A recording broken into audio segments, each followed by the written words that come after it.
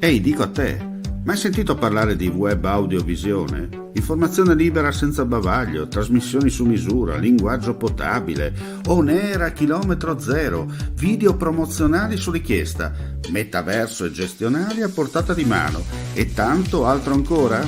La risposta si chiama Friuli TV, il pianeta online che viaggia regolare nell'orbita del web in perfetto orario. Friuli TV, un nome, una garanzia per quello che vuoi tu.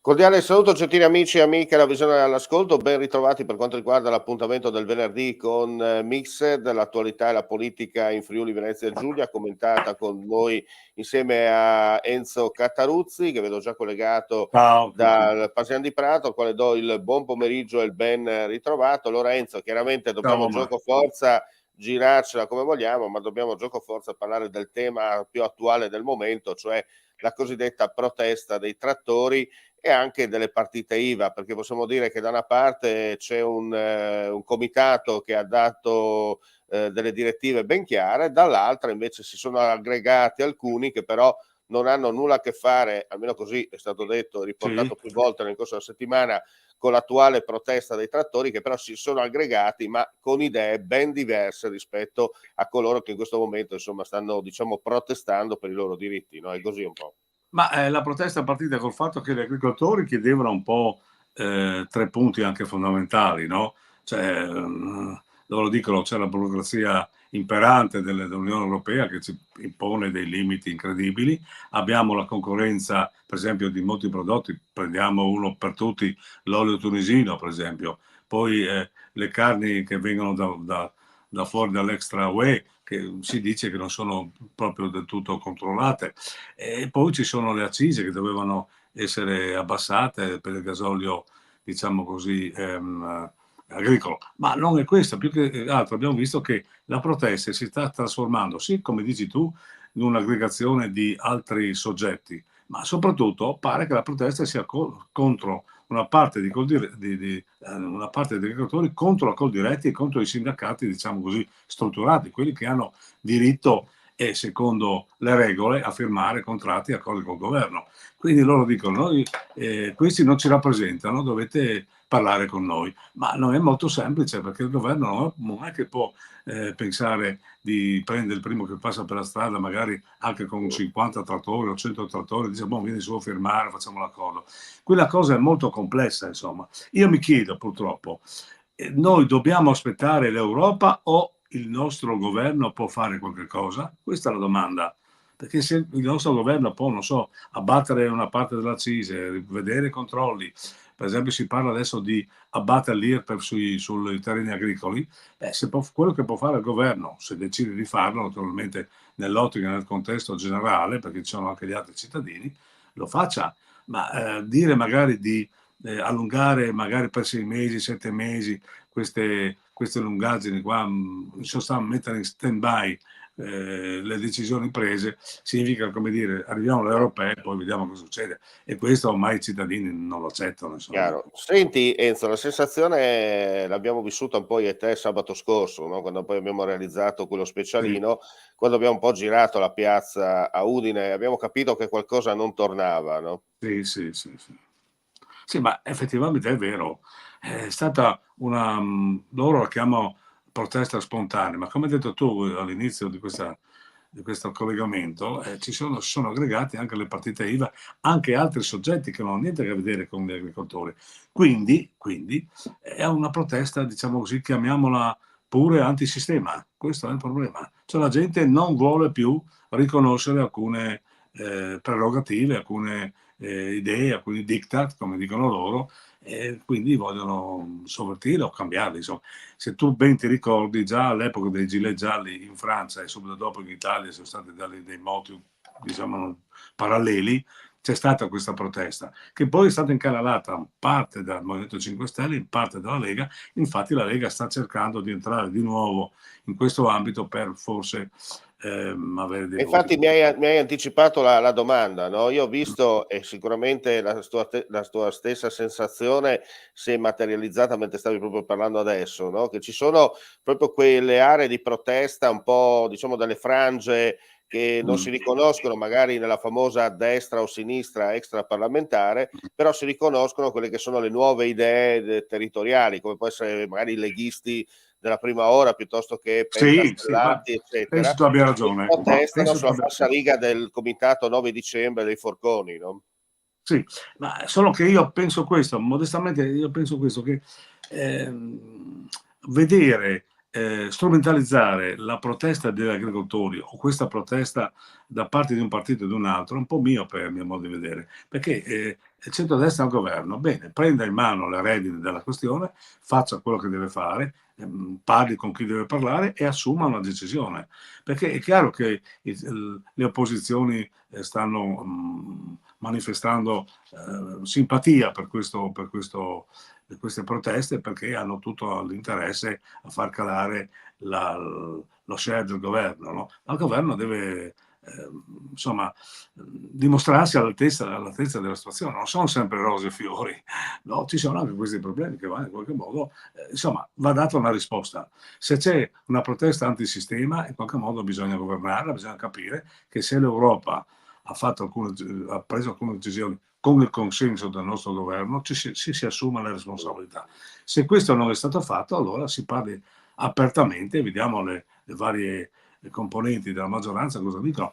Per esempio, io ho sentito Forza Italia, Tajani, che dice che per quanto riguarda l'IRPEF sui terreni agricoli, mi pare che sono favorevoli nel defalcare un po' una parte, insomma, no? Ma poi c'è anche la CISE che era stata promessa di venire abbattuta, invece non è stato così.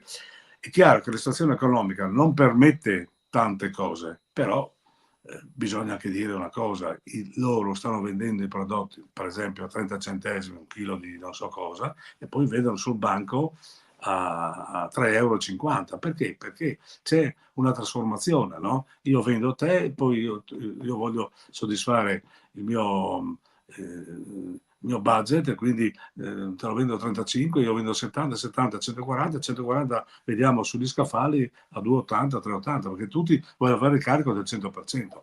Allora io dico, va bene il mercato libero, ma un controllo ci sarà, no? Questo è il problema. E forse, come hai detto tu, insomma, c'è troppa confusione in generale anche nella gestione poi dei prodotti finali, come purtroppo possiamo vedere quotidianamente facendo un giro tra i bancali sia degli scaffali, no? Sia dei supermercati. Immaginiamoci anche quelle piccole attività, quelle piccole botteghe che magari tengono ancora aperto più per, diciamo così, Tu hai più per visto, onor di no? patria, no? E dove purtroppo chiaramente per mantenere in piedi la baracca sono costretti ad aumentare i prezzi, e poi la gente si sposta verso la grande distribuzione sperando di fare l'affare, no? E poi le famiglie naturalmente devono, come hai detto tu, far quadrare i bilanci, insomma, no? E per cui qualcuno dice, beh, viene merce dall'estero, le arance dalla Spagna, l'olio dalla Tunisia, la carne dall'Argentina, tutto quello che volete.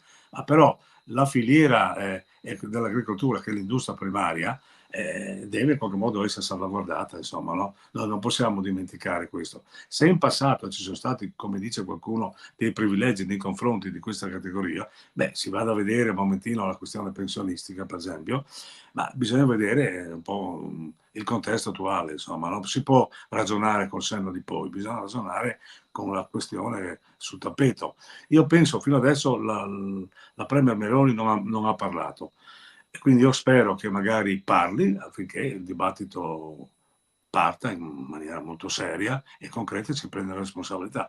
Non vedo l'attuale ministro dell'agricoltura Lollobrigida, diciamo così, molto ferrato sulla questione, tra Possiamo dire virgolette. che questa volta Lollobrigida forse ha Nel ha senso, perso il treno, no? Ha perso il treno. ha perso il treno, sì. Forse ha perso il Evidentemente treno. lo vedo un po', cioè, o attende istruzione per l'uso, non capisco. Però anche dall'altra parte, anche le posizioni non hanno.